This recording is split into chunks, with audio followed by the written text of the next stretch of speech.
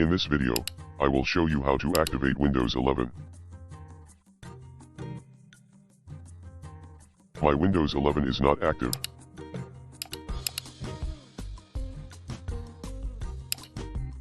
If you are in trouble like me, then see how to solve.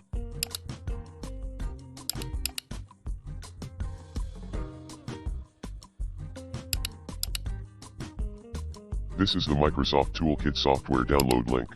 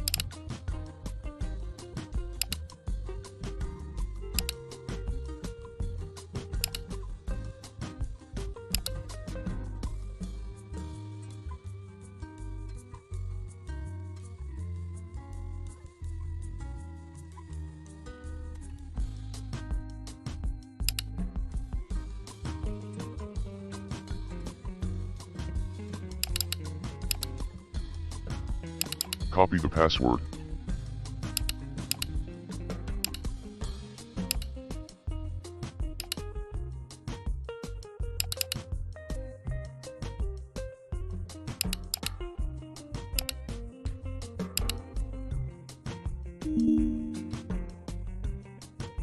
Turn off real-time protection for Windows Defender.